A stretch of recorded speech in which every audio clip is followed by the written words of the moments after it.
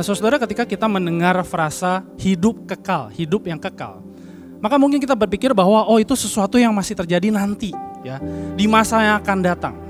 Nah saudara, di satu sisi betul, hidup yang kekal adalah sesuatu yang memang akan terjadi nanti di masa yang akan datang. Namun ketika kita berpikir bahwa mungkin hidup kekal tuh artinya adalah surga, lepas dari penderitaan karena tubuh fisik, menikmati semua keinginan duniawi secara kekal terus menerus gitu. Menikmati hidup selamanya seperti di sebuah resort yang indah. Saudara, kehidupan kekal tidak hanya tentang apa yang akan datang, tapi juga apa yang bisa kita cicipi di masa kini.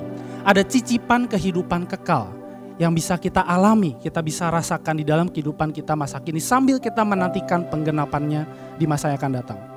Saudara, Yohanes 17 ayat 3, waktu itu Tuhan Yesus pernah berkata, inilah hidup yang kekal itu, yaitu bahwa mereka mengenal Engkau satu-satunya Allah yang benar dan mengenal Yesus Kristus yang telah Engkau utus.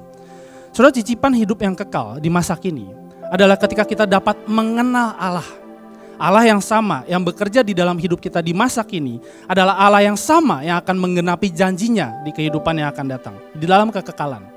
Allah yang setia memelihara hidup kita di masa kini adalah Allah yang sama yang setia memegang janjinya untuk menghadirkan langit dan bumi yang baru, di mana tidak ada lagi air mata dan duka cita, lapar ataupun dahaga. Allah yang setia bersama-sama dengan kita saat ini di dalam setiap pergumulan di masa kini adalah Allah yang sama yang sudah berjanji akan bersama-sama dengan kita untuk selama-lamanya di langit dan bumi yang baru. Allah yang akan hadir dengan sangat intim, sangat dekat di dalam hidup kita. Karena di dalam kekekalan nanti Tuhan akan menggembalakan kita, menuntun kita ke mata air kehidupan dan menghapus segala air mata kita.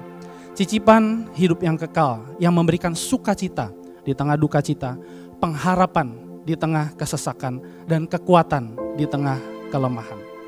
Dan semua cicipan hidup kekal ini saudara memberikan pengharapan bagi hidup kita di masa kini. Karena hidup kita di masa kini ini, sekalipun di dunia yang fana, hidup kita tidak sia-sia. Karena semua yang kita alami membawa kita terus menerus semakin mengenal Kristus, Tuhan dan Raja atas kehidupan kita.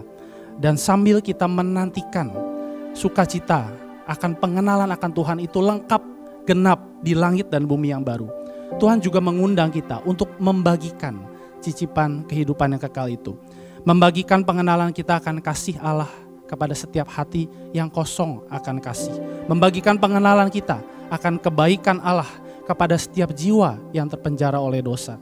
Membagikan pengenalan kita akan kesetiaan Allah kepada setiap orang yang sedang berbeban berat.